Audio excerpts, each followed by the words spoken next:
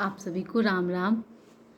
मैं अपने इष्ट गुरु और माता पिता को प्रणाम करती हूँ। साथ में आप सभी के इष्ट गुरु और माता पिता को प्रणाम करती हूँ। मैं रश्मि अपने इस चैनल पे आप सभी का स्वागत करती हूँ। आशा है आप सब स्वस्थ और सुरक्षित होंगे। तो आइए बातचीत शुरू करते हैं। आज का मेरा टॉपिक है सूर्यवंश का परिचय। सूर्यवंश भगवान श्री राम का वंश था। जब सीता जी और राम जी का विवाह हो रहा है उस समय वशिष्ठ मुनि ने श्री राम जी के वंश का परिचय दिया है, तो मैं वो आप लोगों को बताना चाहती हूँ। तो वशिष्ठ मुनि के अनुसार ब्रह्मा जी की उत्पत्ति का कारण अव्यक्त है। ये स्वयंभू हैं, नित्य, शाश्वत और अविनाशी हैं। अर्थात ब्रह्मा जी की उत्पत्ति कैसे हुई, कहाँ हुई, यह कहीं बताया गया नहीं है। वह नित्य हैं, शाश्वत हैं और अविनाशी हैं। ब्रह्मा जी के पुत्र हैं मरीचि, मरीचि के पुत्र हैं कश्यप और कश्यप के पुत्र हैं विवस्वान, विवस्वान के पुत्र हैं वैवस्वत मनु, मनु पहले प्रजापति थे। उनसे इक्ष्वाकु नामक पुत्र हुआ। यही इक्ष्वाकु अयोध्या के प्रथम राजा माने जाते हैं और यहाँ से इनके कुल को इक्ष्वाकु कुल कहा जाता है। इक्ष्वाकु के पुत्र का नाम था कुक्षी और ये बड़े तेजस्वी थे। कुक्षी से विकुक्षी का जन्म हुआ और विकुक्षी के पुत्र महातेजस्वी बाण हुए। बाण के पुत्र का नाम अनरण्य था। अनरण्य से पृथु हुए और पृथु के नाम पर ही इस धरती का नाम पृथ्वी पड़ा। पृथु से त्रिशंकु का जन्म हुआ। त्रिशंकु के पुत्र महायशस्वी धुंधुमार थे। धुंधुमार से महातेजस्वी महारथी युवनाश्व का जन्म हुआ। युवनाश्व के पुत्र मानधाता हुए। मानधाता से सुसंधि नामक कांतिमान पुत्र का जन्म हुआ। सुसंधि के भी दो पुत्र हुए, ध्रुव संधि और प्रसेनजीत। ध्रुव संधि से भरत का जन्म हुआ। भरत से महातेजस्वी असीत की उत्पत्ति हुई।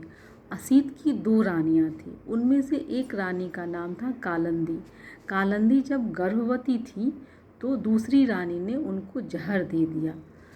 ऋषि च्यवन के आशीर्वाद से उनको बचाया गया और उन्होंने पुत्र को जन्म दिया।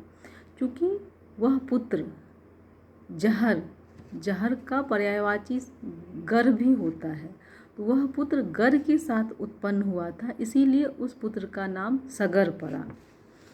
सगर के पुत्र थे असमंज और असमंज के पुत्र हुए अंशुमान। अंशुमान के पुत्र दिलीप और दिलीप के पुत्र भागीरथ हुए। भागीरथ ही पृथ्वी पर गंगा जी को लेकर आए, इसीलिए गंगा जी का दूसरा नाम भागीरथी भी है। भागीरथी से कुकुत्स और कुकुत्स से रघु का जन्म हुआ। रघु के पुत्र प्रवृद्ध हुए। प्रवृद्ध के पुत्र शंखन और शंखन के पुत्र सुदर्शन। सुदर्शन के पुत्र अग्निवर्ण हुए। अग्निवर्ण के पुत्र शीघ्रग और शीघ्रग के पुत्र मरु हुए।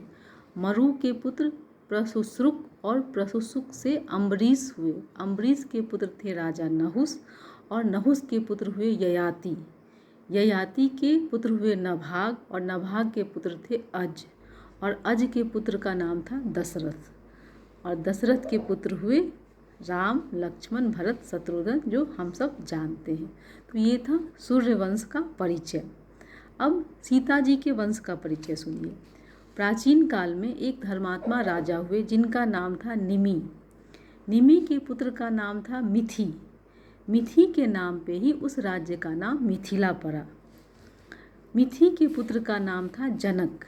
जनक सीता जी के पिताजी का नाम नहीं था। सीता जी के पिताजी का नाम कुछ और था। जो भी मिथिला के राजा होते थे, प्रत्येक राजा को जनक कहा जाता था। जनक एक उपाधि था, इसीलिए सीता जी के पिताजी का नाम जनक नहीं था। वह मिथिला के राजा थे, इसलिए उनको जनक कहा जाता था। तो मिथि के पुत्र का नाम था जनक।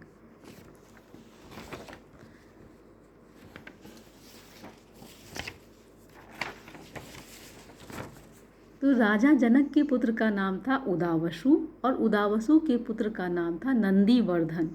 नंदीवर्धन के पुत्र हुए सुकेतु और सुकेतु के पुत्र हुए देवराग।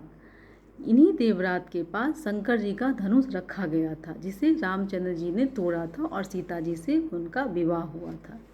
देवरात के पुत्र हुए बृहद्रथ। बृहदत्त के पुत्र महावीर, जो सूर और प्रतापी थे। महावीर के पुत्र का नाम था सुधृति। सुधृति के पुत्र हुए धृष्टकेतु। धृष्टकेतु के पुत्र हुए हर्षभ। हर्षभ के पुत्र मरु और मरु के पुत्र प्रतिंधक। प्रतिंधक के पुत्र कृतिरथ हुए और कृतिरथ के पुत्र देवमीढ़। देवमीढ़ के पुत्र विबुध और विबुध के पुत्र महीध्रक। महीध्रक के पुत्र महाबली कृतिरात और कृतिरात के पुत्र महारोमा। महारोमा के पुत्र स्वर्णरोमा और स्वर्णरोमा के पुत्र हर्षरोमा।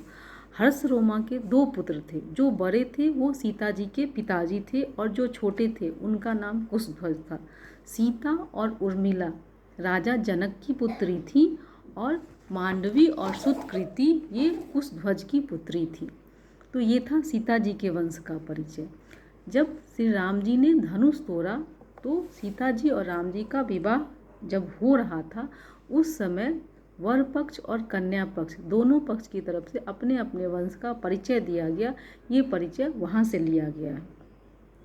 सीता जी का स्वयंवर नहीं हुआ था। जैसा कि हम सब जानते हैं कि सीता जी का स्वयंवर हुआ था, नहीं, सीता जी का स्वयंवर नहीं हुआ था। मिथिला में यज्ञ था। उस यज्ञ को देखने के लिए महर्षि विश्वामित्र राम और लक्ष्मण के साथ आए थे। तो विश्वामित्र की आज्ञा से राजा जनक ने श्री राम को वह धनुष दिखाया था और विश्वामित्र की ही आज्ञा से श्री राम ने उस धनुष को तोड़ा था। राजा जनक का यह प्रण जरूर था कि जो भी इस धनुष को तोड़ेगा उसके साथ सीता जी का विवाह होगा, लेकिन स्वयंवर उन्होंने नहीं किया था। जो हम लोग जानते हैं यह गलत जानते हैं। तो वह शंकर जी का धनुष था। जब सती ने अपने देह का त्याग किया था, सती की जो कहानी है वो हम सब जानते। तो जब सती ने अपने देह का त्याग किया था तो शंकर जी बहुत क्रोधित हो गए थे और उन्होंने धनुष उठाया था कि मैं सारे देवताओं का वध कर दूंगा। तो देवताओं ने उन्हें मनाया था और शंकर जी से वह धनुष ले लिया था। वह धनुष राजा जनक के पूर्वज देवरात के पास रखा गया था।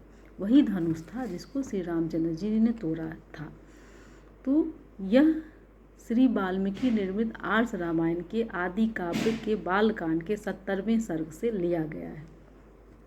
रामायण के कुछ ऐसे फैक्ट हैं जो हम लोग नहीं जानते हैं, तो मेरी ये कोशिश है कि आप सब जानें। जैसे कि हम सब जानते हैं कि लक्ष्मण रेखा खींचा गया, जबकि लक्ष्मण रेखा नहीं खींचा गया था। ये पता नहीं कहाँ से आ गया।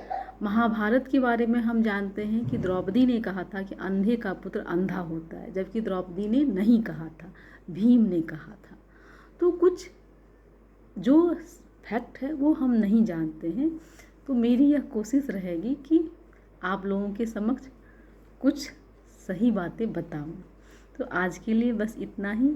आप लोग स्वस्थ रहें, व्यस्त रहें, मस्त रहें। आप सभी का धन्यवाद। राम राम।